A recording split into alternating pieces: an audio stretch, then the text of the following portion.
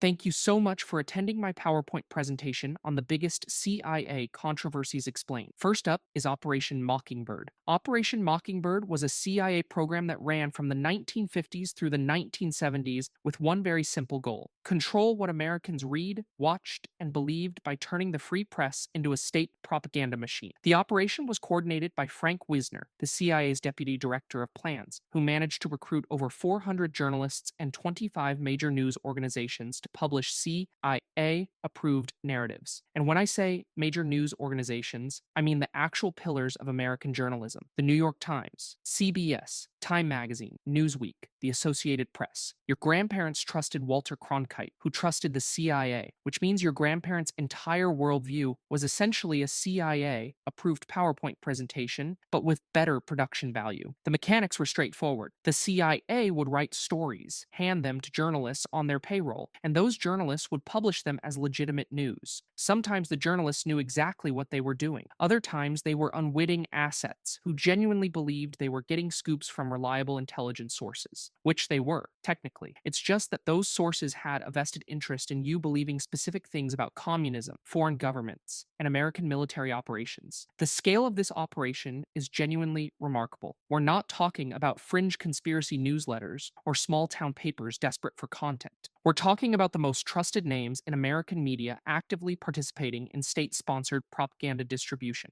The Church Committee exposed Mockingbird in 1975 during their investigation into intelligence abuses. CIA Director William Colby testified before Congress and confirmed the program's existence, at which point the CIA pinky promised to stop doing journalism crimes. The program was officially terminated, and I'm sure that's exactly what happened, because intelligence agencies are famous for their transparency and strict adherence to congressional oversight. Media literacy is already challenging when you're trying to identify bias and misinformation. It becomes borderline impossible when the institutions designed to hold power accountable are themselves controlled by that power. But don't worry, this is definitely the least insane thing we're covering today. Next up is the Bay of Pigs invasion. In April 1961, the CIA orchestrated an invasion of Cuba that failed so spectacularly it became the gold standard for military incompetence. The plan was simple: train 1,400 Cuban exiles in Guatemala, land them at the Bay of Pigs, overthrow Fidel Castro, and watch as grateful Cubans spontaneously joined the liberation effort. The CIA was absolutely convinced this would work, despite every piece of available intelligence suggesting otherwise. They spent millions of dollars training Brigade 2506, planned a multi-stage amphibious assault, and selected a landing site that was surrounded by coral reefs and swamps. This is the military planning equivalent of organizing a surprise party at someone's house while they're home, awake, and watching you through the window. Everything that could go wrong did go wrong. The preliminary airstrikes failed to destroy Castro's air force because the CIA used outdated intelligence about airfield locations. The landing site turned out to be a nightmare of jagged coral that shredded boats and made beach landings nearly impossible. The anticipated popular uprising never materialized because, shockingly, most Cubans did not want to join a CIA-backed invasion force. Castro's military responded immediately and overwhelmingly. Within 3 days, 1,200 members of Brigade 2506 were captured. The rest were killed or scattered, and the United States suffered one of the most embarrassing foreign policy failures in its history. President Kennedy took public responsibility for the disaster, which was gracious of him considering it was primarily a CIA catastrophe. Internally, however, he blamed the agency for selling him on an operation with a success rate somewhere between 0 and negative. The failure led directly to Kennedy firing CIA Director Allen Dulles, which Dulles probably should have seen coming, given that he just orchestrated a beach invasion at a location with no beaches. The Bay of Pigs also set the stage for the Cuban Missile Crisis a year later, because nothing makes a communist dictator more paranoid about American aggression than an actual American aggression attempt. The most remarkable thing about this operation is the sheer confidence the CIA had that it would succeed. They genuinely believed that Cubans would see American-trained exiles storming the beach and think, yes, this is exactly what we've been waiting for. They did not. This remains one of the least insane controversies on this list, which should concern you. From incompetent military planning to systematic assassination programs. Phoenix Program. The Phoenix Program was a CIA-coordinated operation during the Vietnam War that ran from 1965 to 1970. 1972, with the stated goal of dismantling Viet Cong infrastructure through a process the agency called neutralization. Now, neutralize is doing extraordinarily heavy lifting here as a euphemism, because what it actually meant was capture, torture, or assassinate anyone suspected of being affiliated with the Viet Cong. The CIA coordinated with South Vietnamese forces and the US military to establish a network of interrogation centers throughout South Vietnam where suspected VC members and sympathizers could be neutralized in whichever manner seemed most convenient at the time. According to official numbers, 81,740 Viet Cong members were killed during the program's operation, with at least 26,000 of those deaths directly attributable to Phoenix operations specifically. William Colby, who ran the program before becoming CIA director, defended it as necessary counterinsurgency. Counterinsurgency, in this context, is CIA speak for we're doing terrorism, but it's fine because we're the ones doing it. The problem with Phoenix, beyond the obvious moral catastrophe of making assassination official government policy, is that it operated without any semblance of due process. There were no trials, no investigations, no verification systems. If someone accused you of being Viet Cong, congratulations, you are now a neutralization target. This created a spectacular opportunity for South Vietnamese civilians to settle personal grudges by simply telling Phoenix operatives that their neighbor was definitely a communist. The program implemented quota systems that incentivized killing literally anyone, because if you're a Phoenix operative and you need to hit your monthly neutralization numbers, accuracy becomes significantly less important than productivity. Many victims were civilians with no connection to the Viet Cong whatsoever, falsely accused and killed based on nothing more than an accusation. The strategic genius of Phoenix was that it managed to create more Viet Cong sympathy than it eliminated. Turns out that when you torture and assassinate 26,000 people in someone's country, many of whom are innocent civilians, the remaining population doesn't think, "Thank you, America, for this necessary counterinsurgency." They think, "These people are monsters, and I will now actively support the Viet Cong." Colby later admitted there were excesses in the program's execution, which is a fascinating way to describe systematic human rights violations, but he maintained that the core concept was sound. The core concept was assassination quotas. But systematic assassination during wartime is at least within the vague boundaries of things militaries do during wars, which brings us to operations conducted during peacetime against America's supposed allies. Condor. Operation Condor was a multinational state-sponsored terrorism campaign that ran throughout the 1970s and 1980s across South America, and the CIA supported it enthusiastically. The operation coordinated intelligence and assassination efforts between right-wing military dictatorships in Chile, Argentina, Uruguay, Paraguay, Brazil, and Bolivia, with one unified purpose: hunt down and eliminate leftists, dissidents, and political opponents anywhere they tried to hide. This wasn't just domestic repression within individual countries. Condor operatives crossed international borders to assassinate targets, meaning if you fled from Pinochet's Chile to Argentina for safety, Argentine security forces would simply kill you there on behalf of Chile. Democracy dies in darkness, and the CIA provided both the darkness and the ammunition. The scale of Operation Condor is genuinely staggering. Approximately 60,000 people were killed, over 400,000 were imprisoned, and thousands more were disappeared, which is a euphemism for kidnapped by the state, tortured, murdered, and dumped somewhere. Their families will never find them. Declassified documents prove the CIA knew exactly what was happening and actively supported these operations. Henry Kissinger gave explicit approval for Condor activities despite being fully aware that the participating governments were committing crimes against humanity. There's a memo. You can read it. It's remarkably candid about the whole "we're supporting death squad" situation. The methods employed by Condor operatives included car bombings, death squad executions, and the establishment of clandestine torture centers that functioned as concentration camps. Victims included pregnant women, children, and entire families. The CIA trained many of these operatives in torture techniques at the School of the Americas in Fort Benning, Georgia, because apparently the best use of a U.S. military base is teaching foreign nationals how to electrocute dissidents.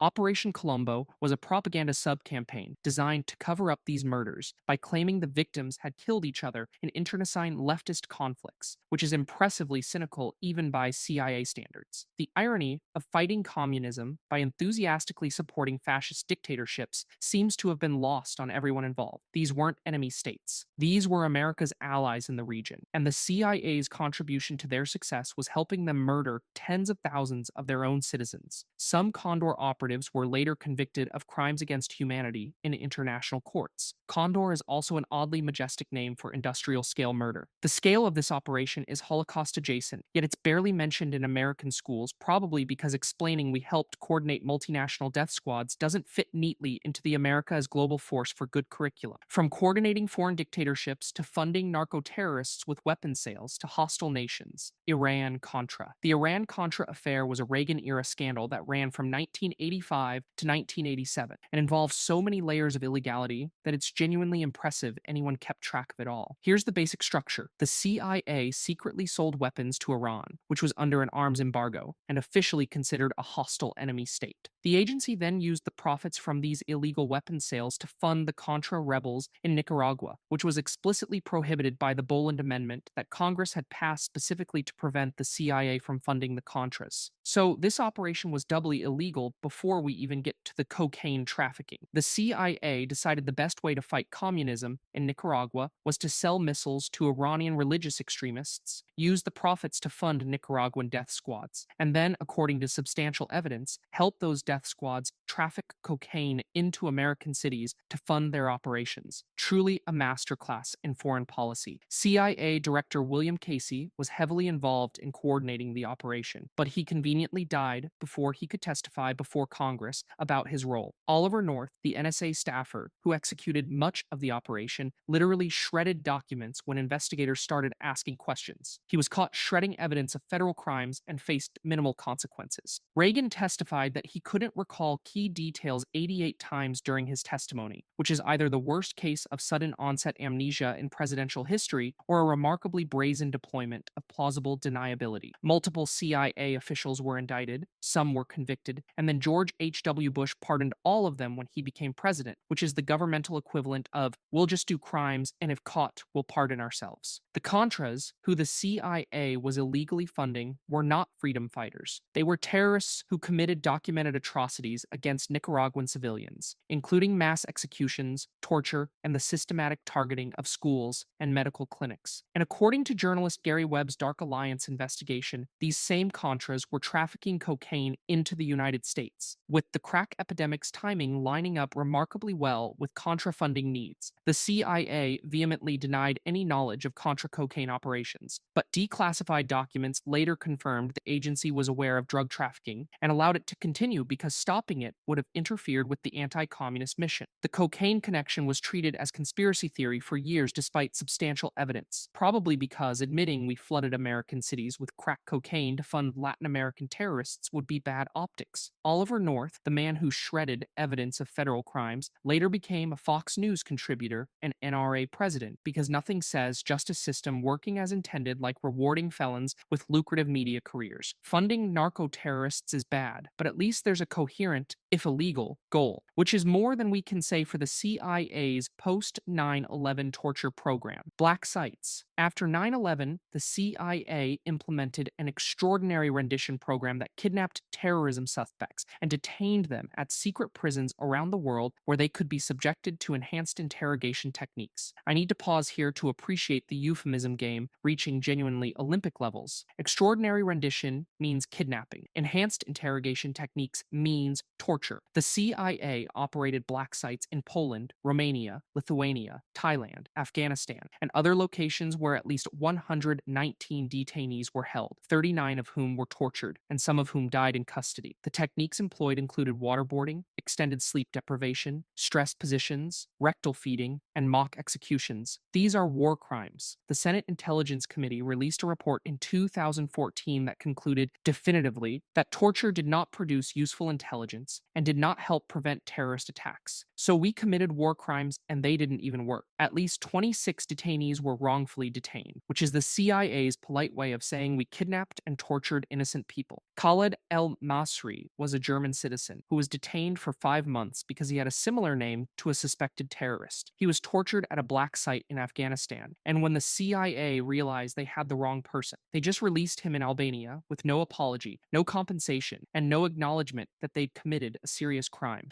Abu Zubaydah was waterboarded 83 times, suffered permanent brain damage, and is still detained at Guantanamo Bay despite never being charged with crime. He's been held for over 2 decades without trial. The psychologists who designed the torture program, James Mitchell and Bruce Jessen, were paid $81 million by the CIA for their services, which is an impressive consulting fee for how to inflict maximum suffering. Gina Haspel supervised one of these torture sites and personally ordered the destruction of 92 interrogation videotapes to prevent them from being used as evidence. She faced zero consequences for destroying evidence of federal crimes and was later promoted to CIA director under Trump. Zero CIA officials have been prosecuted for their involvement in the torture program. President Obama's response to the Senate report was to say, "We tortured some folks," which is somehow the most casual description possible for systematic human rights violations. The Senate report proved the program was ineffective, yet defenders of enhanced interrogation continue to claim it saved lives, despite all evidence to the contrary. The extraordinary rendition program officially ended in 2009, but the detainees at Guantanamo remain imprisoned, many without charges or trials. The architects of the program faced no punishment. The perpetrators faced no consequences. The wrongfully detained victims received no justice. But at least torture has a stated purpose, even if it's evil and doesn't work. Next up is domestic surveillance and assassination programs targeting American citizens for the crime of political dissent. COINTELPRO. COINTELPRO was an FBI counterintelligence program that ran from 1956 to 1971, but the CIA got involved through Operation Chaos, which ran from 1967 to 1974. Both programs had the same basic goal: spy on, infiltrate, discredit, and neutralize American citizens whose political views the government found threatening. The targets included civil rights leaders, anti-war activists, socialist organizations, and the Black Panthers. The CIA's charter explicitly forbids domestic operations against U.S. citizens, but the agency decided that was more of a suggestion than a binding legal restriction. Operation Chaos surveilled over 7,000 American citizens, opened their mail, tapped their phones, and infiltrated their organizations. The FBI's COINTELPRO was even more aggressive, employing illegal wiretapping, planting false propaganda, and coordinating with local police to assassinate American citizens who had committed the crime of political dissent. The FBI's treatment of Martin Luther King Jr. is one of the most disturbing examples of government overreach in American history. The Bureau decided that King's crime was being too effective at convincing people that racism was bad, so they surveilled him extensively, attempted to blackmail him with recordings of extramarital affairs, and eventually sent him an anonymous letter urging him to commit suicide before his Nobel Peace Prize ceremony. The letter is a real document you can read. It exists. The FBI sent a civil rights leader a suicide note because he was too good at civil rights. Very normal behavior from the good guys. Fred Hampton, chairman of the Illinois Black Panthers, was assassinated in December 1969 during a raid coordinated between the FBI and Chicago police. Hampton was drugged beforehand by an FBI informant who had infiltrated the Panthers, then shot while unconscious in his bed. The FBI had provided the Chicago police with a floor plan of Hampton's apartment showing exactly where he slept. He was 21 years old. His crime was organizing free breakfast programs for children and providing community health care. The government murdered him for being an effective community organizer with socialist politics. The Church Committee exposed both COINTELPRO and Operation Chaos in 1975, at which point both programs were officially terminated. And I'm sure they absolutely stopped doing domestic surveillance after that, which is why Edward Snowden definitely didn't reveal in 2013 that the NSA was conducting mass warrantless surveillance of American citizens.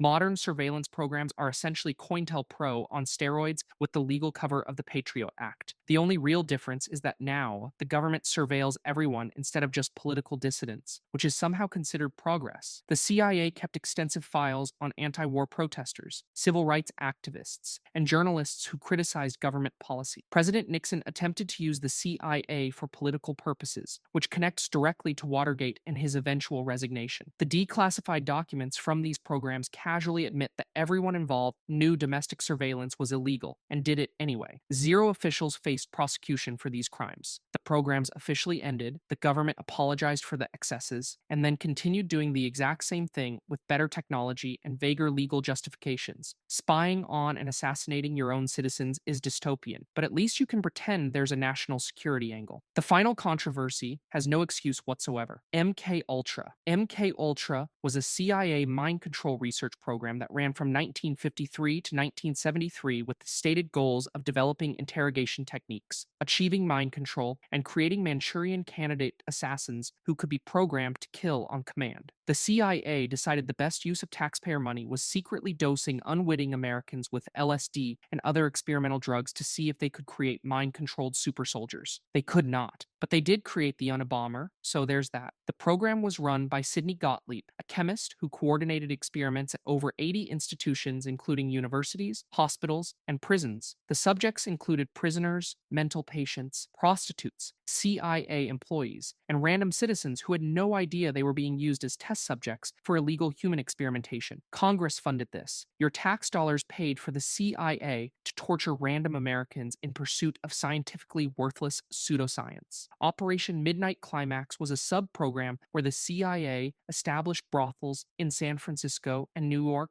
hired prostitutes to lure unsuspecting men inside, then dosed them with LSD while CIA operatives watched through one way mirrors to observe their behavior. This is real. The CIA ran brothels where they drugged people for science. Frank Olson was a CIA employee who was dosed with LSD without his knowledge during a work retreat. 9 days later, he fell from a hotel window to his death. The CIA claimed it was suicide. His family believes he was murdered because he was planning to quit the program and expose what was happening. The program continued after his death. Ted Kaczynski, who later became the Unabomber, was an MK Ultra test subject while he was a student at Harvard. He participated in a study run by psychologist Henry Murray that involves sustained psychological abuse designed to break down subjects' sense of identity. Other MK Ultra subjects developed schizophrenia, PTSD, or committed suicide after their participation. The goal of many experiments was literal brainwashing, erase a person's existing memories and personality, then reprogram them with new ones. Dr. Ewan Cameron in Montreal conducted some of the most extreme experiments, using electroshock therapy, sensory deprivation, and drug-induced comas to try to wipe patients' minds clean. These were mental patients seeking treatment who had no idea they were being experimented on. When the program was about to be exposed in 1973, Sidney Gottlieb ordered the destruction of most MK Ultra records to avoid prosecution. The only reason we know about the program at all is because some financial records survived that the destruction order missed. We're only seeing the tip of the iceberg. Gottlieb faced zero consequences for ordering the destruction of evidence and retired comfortably. The CIA's own internal documents, the ones that survived, admit that MK Ultra was scientifically worthless and produced no usable intelligence techniques. They tortured American citizens for 2 decades in pursuit of mind control that doesn't exist. This program is why people don't trust the CIA, and the CIA acts genuinely confused about why the public might be skeptical of their operations. MK Ultra is documented fact. It's not conspiracy theory. You can read the declassified documents. The Church Committee confirmed it. Congressional hearings examined it. And yet, when people express distrust of intelligence agencies conducting unethical human experimentation, they're treated as paranoid. The CIA spent 20 years dosing random Americans with experimental drugs, trying to create mind-controlled assassins, destroying evidence of their crimes, and facing no consequences. In conclusion, the CIA has spent 70 years violating every law, norm, and basic ethical principle you can think of, and you should absolutely read the declassified documents yourself. If you enjoyed this PowerPoint presentation, I made others, and you should absolutely check them out. Peace on planet Earth.